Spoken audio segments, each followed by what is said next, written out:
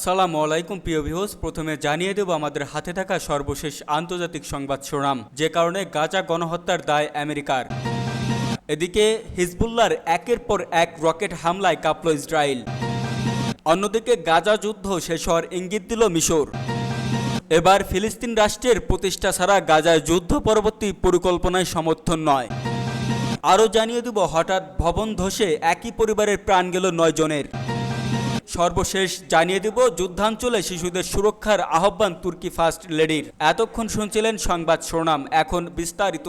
তার আগে আমাদের ভিডিওটি ভালো লেগে থাকলে লাইক, কমেন্ট এবং সাবস্ক্রাইব করবেন এবং কে কোথা থেকে ভিডিওটি দেখছেন কমেন্ট করে জানিয়ে দিবেন।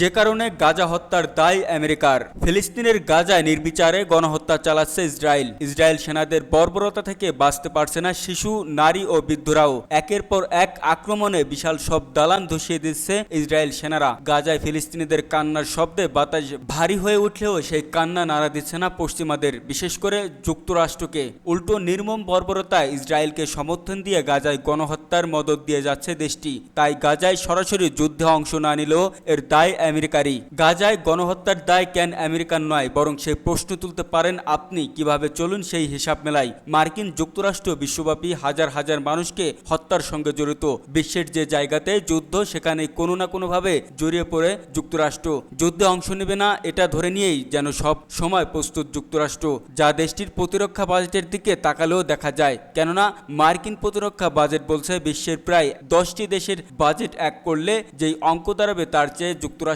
প্রতিরক্ষা বাজেট ঢের বেশি।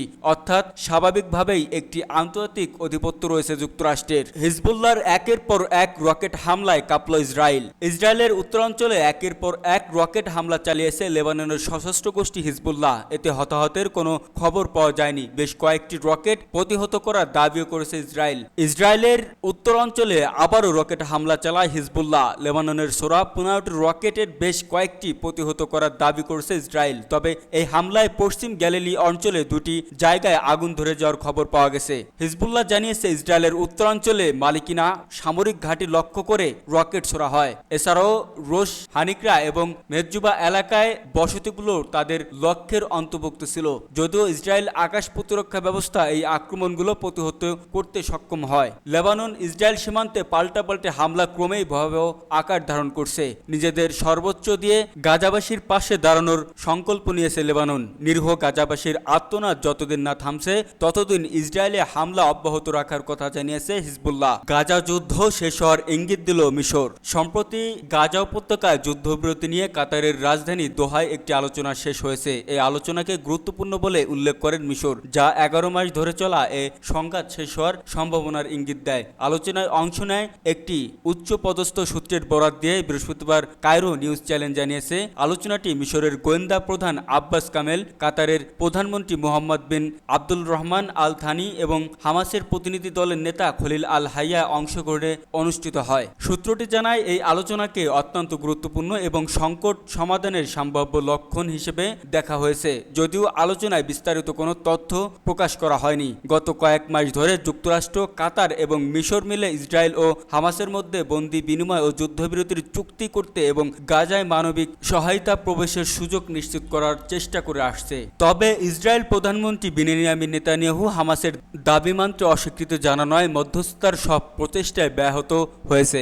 ইসরায়েল গত বছরের 7 অক্টোবর থেকে গাজায় হামলা অব্যাহত রেখেছেন। যদিও জাতিসংঘের নিরাপত্তা অধিবেশন পরিষদ তাৎক্ষণিক যুদ্ধবিরতি আহ্বান জানিয়েছেন।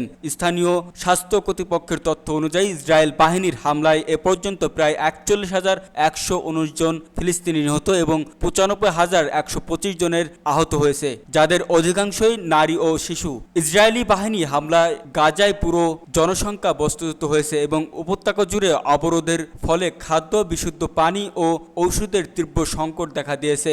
ইসরায়েলের বিরুদ্ধে গাজায় সংঘটিত গণহত্যার অভিযোগে ইতিমধ্যে আন্তর্জাতিক আদালতে মামলাও দায়ের করা হয়েছে। সূত্র আনাদুল এজেন্সি। ফিলিস্তিনি রাষ্ট্রের প্রতিষ্ঠা ছাড়া গাজায় যুদ্ধ পরবর্তী পরিকল্পনায় সমর্থন নয়। একটি স্বাধীন ফিলিস্তিন রাষ্ট্র প্রতিষ্ঠার আগ পর্যন্ত গাজায় ইসরায়েলের যুদ্ধ পরবর্তী কোনো পরিকল্পনায় সমর্থন দেবে না সংযুক্ত আরব আমিরাত। গতকাল শনিবার সামাজিক যোগাযোগ মাধ্যম এক্সে দেওয়া এক পোস্টে আমিরাতের পররাষ্ট্রমন্ত্রী আব্দুল্লাহ বিন জায়েদ আল নাহিয়ান বলেন, একটি ফিলিস্তিন রাষ্ট্রের প্রতিষ্ঠা ছাড়া গাজায় যুদ্ধ পরবর্তী পরিকল্পনার সমর্থন দিতে প্রস্তুত নয় সংযুক্ত আরব আমিরাত। গত মে মাসে ইসরায়েলের প্রধানমন্ত্রী বেনিয়ামিন নেতানিয়াহু অনলাইনে গাজায় যুদ্ধ পরবর্তী এক পরিকল্পনার কথা জানান। তিনি দাবি করেন, যখন ওই পরিকল্পনা বাস্তবায়ন হবে তখন ফিলিস্তিনিরা অতুলনীয় সমৃদ্ধি উপভোগ করবেন। পরিকল্পনার বিষয়বস্তুর মধ্যে বিভিন্ন বন্দর, সৌর বিদ্যুৎ, বৈদ্যুতিক গাড়ি নির্মাণ খাতে বিনিয়োগ করা এবং গাজায় নতুন আবিষ্কৃত গ্যাস ক্ষেত্রগুলো থেকে সুবিধা আদায় করার কথাও রয়েছে।